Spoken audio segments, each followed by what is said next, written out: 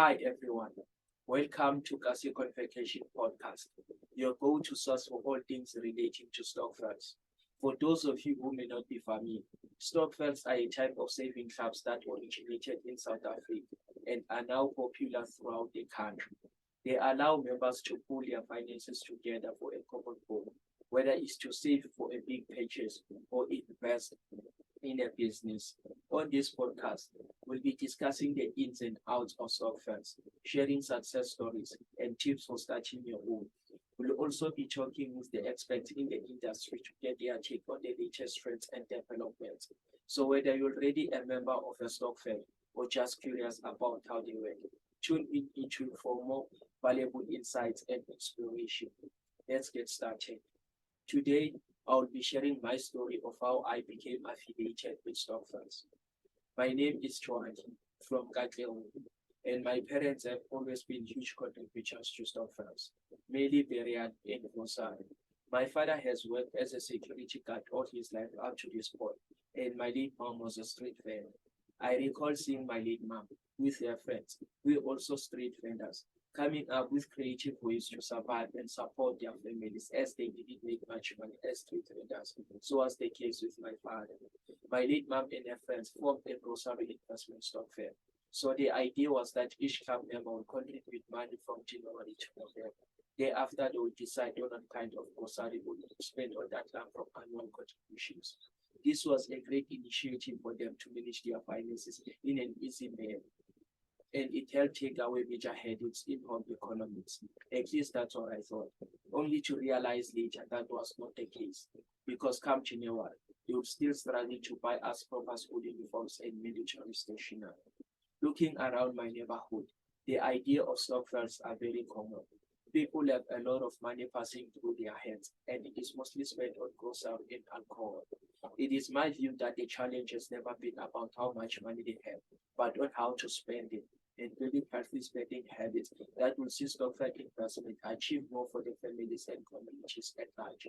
It all boils down to what we're exposed to growing up within township context, and many townships still have a stigma towards stokvels as they see stokvels as financial vehicles for poor people or vehicles for pooling resources for unproductive outcomes, such as buying alcohol in bulk and grocery, rather than a meaningful community platform for much more economically productive outcomes. Speaking of exposure, when I was busy doing customer service, I traveled to a lot of townships with a goal in mind of understanding the culture of their stokvels and related challenges. To my surprise, even though there's a great physical distance between the townships I visited, there were significant similarities.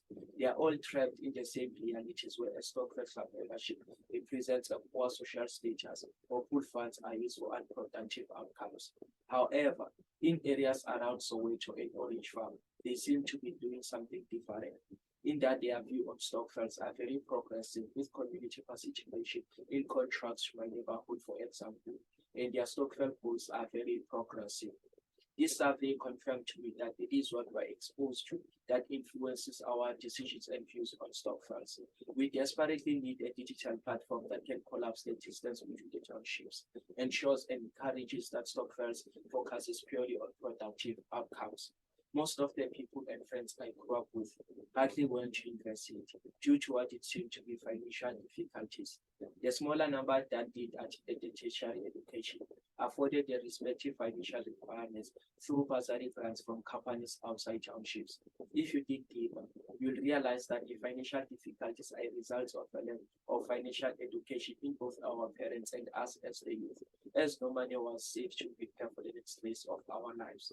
A significant contributor to the high unaffordability of tertiary education is the result of our parents' background. You see, most of them never attended higher education, and as a result, they didn't understand a significant financial contribution. This may explain why a number of their stock funds purely focuses on grocery, alcohol, and burial. Tertiary education was never a realistic goal for their children. Their generation is quite different. But we, on the other hand, we are capable of breaking all generational curses only if we start impressing and working towards an economically productive outcomes. And a good tertiary education is one of them. To change the narrative, I passionately believe that we need people with influence at community level to start having discussions about such topics and how we can do better as a society by nation. One of the reasons that is interest towards people who wants to change the narrative is the lack of trust in such people. You see, stokvels and trust goes hand in hand. There's none without other. People are skeptical to try anything offering to them when it involves their heart and mind. And if or even worse, considering that they are mostly illiterated, they get put into such scams. There are many helpful initiatives who are working to change the narrative. Few groups that comes to mind are Sakises of Investment Property Stokvel and Stokvel Academy, which have done pretty good for themselves through the means of stokvels. KasiConvocation has started a movement to empower people through stokvels.